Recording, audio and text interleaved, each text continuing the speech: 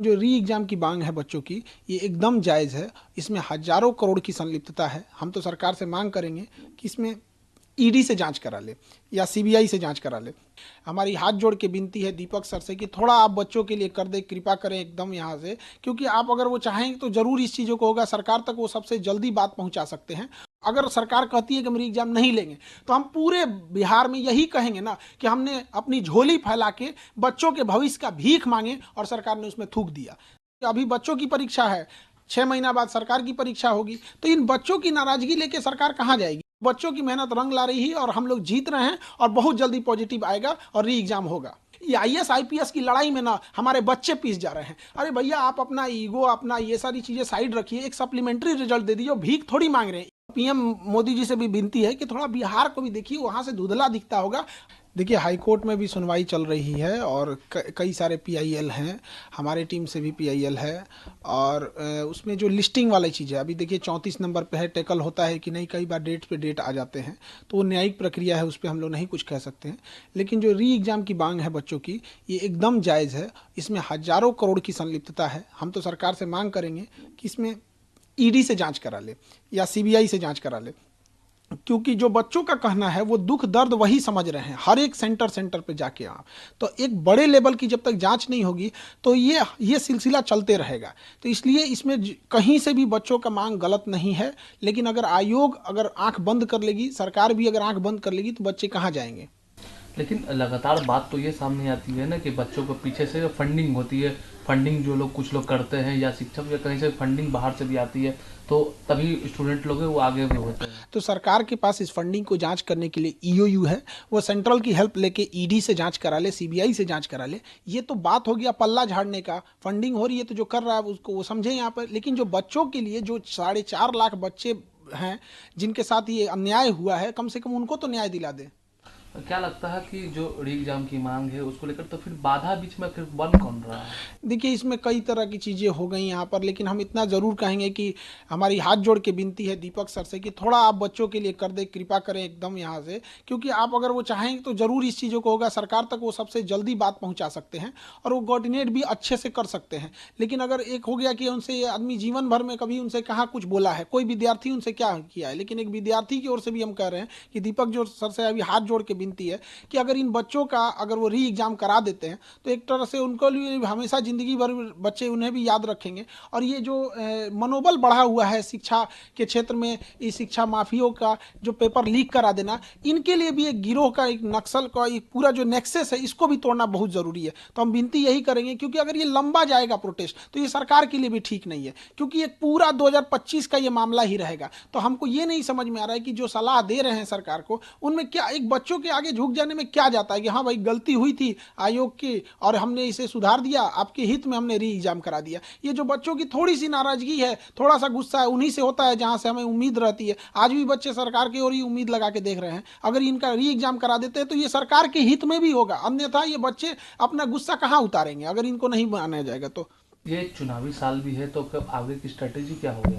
देखिए, अब ये तो बच्चे इतनी बड़ी संख्या में जो इनके साथ अन्याय हुआ है, अब ये बच्चे लाखों की संख्या में धरना देने जा रहे हैं। अब इन बच्चों का कोई राजनीतिक लाभ उठाएगा तो इसमें क्या, ये बच्चे क्या करेंगे? किसी को थोड़े भगाएंगे सब यहाँ। तो लेकिन अब राजनीतिक लोगों से भी या बच्चों से भी कहते हैं कि ये आंदोलन शुद्ध रूप से बच्चों का था। विद्यार्थियों लोगों से भी कहते हैं कि शुद्ध रूप से ये विद्यार्थी का ही आंदोलन होना चाहिए, तभी जाके हम लोग की सफलता मिलेगी।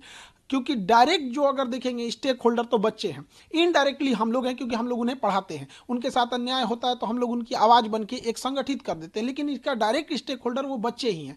लेकिन अगर आंदोलन लंबा खींचते जाएगा तो सरकार आंख बंद करके रखेगी तो बच्चे कहाँ जाएंगे? वो कोई प्रदर्शन करने का ट्रेनिंग लेके नहीं आए, उनकी दिल की तकलीफ है जो वहाँ पे इतने देर से रुके हुए हैं। लेकिन बीच में तो कुछ पॉलिटिशियंस है वो भी तो इन्वॉल्व हो जाते हैं। अब वो चीज़ें साइड हो गई हैं। अब सरकार को इस पे संज्ञान ले लेना चाहिए और बच्चों का री एग्जाम करा देना चाहिए। अन्यथा हम लोग का तो एक ही मांग है, हम लोग री एग्जाम लेके रहेंगे। और अगर हम री एग्जाम नहीं लेते हैं तो हम बच्चों, अगर सरकार कहती है कि हम री एग्जाम नहीं लेंगे, तो हम पूरे बिहार में यही कहेंगे ना कि हमने अपनी झोली फैला के बच्चों के भविष्य का भीख मांगे और सरकार ने उसमें थूक दिया। यही कहेंगे हम, अगर नहीं री एग्जाम होगा तो। आयोग है, अब सरकार नहीं मानती तो अब आगे आप लोग? अब बच्चे इसको अब जहाँ जहाँ प्रोटेस्ट करना होगा, अब फिर क्योंकि अभी बच्चों की परीक्षा है, 6 महीना बाद सरकार की परीक्षा होगी, तो इन बच्चों की नाराजगी लेके सरकार कहाँ जाएगी? इसलिए इनका री एग्जाम करा देना चाहिए। आपको लगता है कि चुनावी वर्ष है अगर लगता, हमें पूर्ण विश्वास है कि अब री एग्जाम होगा, और ये हम बच्चों के लिए भी कहते हैं कि अब बहुत जल्दी हम जो बच्चे हैं इनका मेहनत बर्बाद नहीं जाएगा, इनकी मेहनत रंग ला रही है, ये अपने मुकाम तक पहुंच चुके हैं और बहुत जल्दी सरकार पॉजिटिव डिसीजन, हमको जहां तक लगता है कि बच्चों का व्यर्थ जाने नहीं देगा। बीच में थोड़ा सा गड़बड़ हो गया था ये सब। अब देखिए किसी बच्चे किसी पॉलिटिक्स को नहीं लेके आते, वो तो पढ़ने वाले बच्चे हैं, उनके पास इतना भी पैसा नहीं रहता कि गर्दनी बाग जाके प्रोटेस्ट कर सके। कितना 200-300 रुपया उनके पास एक्स्ट्रा रहता है, वो भी बीमार पड़ गए तो वो भी खत्म हो जाता है। तो बच्चों की मेहनत रंग ला रही है और हम लोग जीत रहे हैं और बहुत जल्दी पॉजिटिव आएगा और री एग्जाम होगा। नाले से भी उम्मीद है करीब? न्यायालय से पूर्ण भरोसा है कि न्यायालय कभी भी अन्याय नहीं करेगी और हम लोग के पक्ष में ही फैसला आएगा। अच्छा, ये टीआरई को लेकर है जो डोमिसाइल नीति है या फिर सप्लीमेंट्री, उसको लेकर आप? देखिए बीपीएससी टीआरई ने मजाक बना के रख दिया है। पहला कि जो डोमिसाइल है तो बीपीएससी को क्लियर करना चाहिए कि वो बीपीएससी अपने प्रेस कॉन्फ्रेंस कहती है कि ये जो प्रोटेस्ट किए थे उन बच्चों का इतना नंबर है, इतना रहने वाले हैं। जब आप इतना बता पाते हैं तो आप डोमिसाइल में भी बताइए ना कि कितने % ऐसे बच्चे हैं जो out of the state select हुए हैं। इसमें एक बाहर जो परसेप्शन बन रहा है उसको आप क्लियर करिए कितना % है। वो एक बार करते हैं हॉरिजेंटल वर्टिकल आरक्षण लागू करेंगे, ये जो सचिव जी हैं ये पूरा उन्हीं का दिमाग है। ये एक बार आप सचिव जी का भी इंटरव्यू लीजिएगा, सत्य प्रकाश जी का, वो आपको बताएंगे कि क्यों वो जबरदस्ती बिना मतलब का एक जगह का हक दूसरे जगह मार रहे हैं।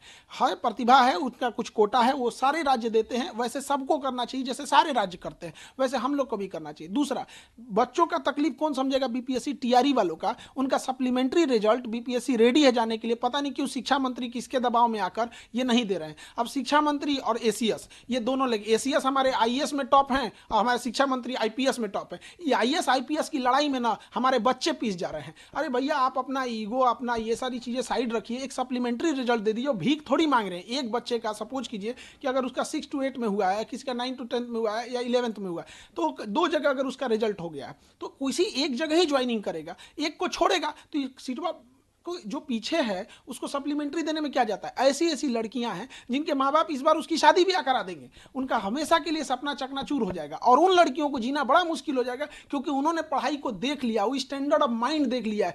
तब उसको आप जंगल में से शेर को ले आकर फिर सर्कस में रखेंगे तो टेंशन से मर जाएगा बेचारा। तो उसका एक इन्वायरमेंट है, उसने जिंदगी को जीना सीखा है। तो ये सप्लीमेंट्री रिजल्ट दे देने में पता नहीं कि सरकार को क्या जाता है। अच्छा, ये अंतिम सवाल है, ये पीएम है वो परीक्षा पर चर्चा कर रहे हैं उसको लेकर? देखिए, पीएम हमारी परीक्षा पर चर्चा कर रहे हैं, ये उनका बहुत सराहनीय प्रश्न है। लेकिन पीएम साहब बैठते हैं दिल्ली में और वहां से हमारा बिहार बड़ा धुंधला दिखता है। हम परीक्षा पे चर्चा करके और परीक्षा देके क्या करेंगे कि यहाँ सीटें बेच दिया जाए, परीक्षा ही में ही धांधली करा दिया जाए। हम लोग तो कह रहे हैं कि भैया री एग्जाम ले लो। तो पीएम मोदी जी से भी विनती है कि थोड़ा बिहार को भी देखिए, वहां से धुंधला दिखता होगा, अपने ही जांच करा लीजिए। यदि हम कह रहे हैं कि जांच अगर बड़े लेवल की जांच करेगी, सीबीआई, ईडी, अगर इस सब बड़े लेवल की जांच होगी तो जरूर इस चीज का पूरा भंडा फूट जाएगा और एक पूरा नेक्सस सामने बाहर आ जाएगा कि कौन इसमें संलिप्त है। जो भी विद्यार्थी है, जो भी शिक्षक है, अब वो हम सबको पता है कि इसमें धांधली हुई है। तभी हम लोग इतने बुलंद आवाज में कहते हैं सीबीआई जांच करो, वरना कोई कहे कि जो लोग संलिप्त हैं या सरकार से ही कहते हैं कि आप क्यों इस चीज को एक ईगो पे लेके बैठे हैं। बच्चे हैं, आप ही के बच्चे हैं यहाँ, तो मान लीजिए इस चीज को री एग्जाम करा लीजिए, उन्हीं के लिए अच्छा रहेगा ये चीज।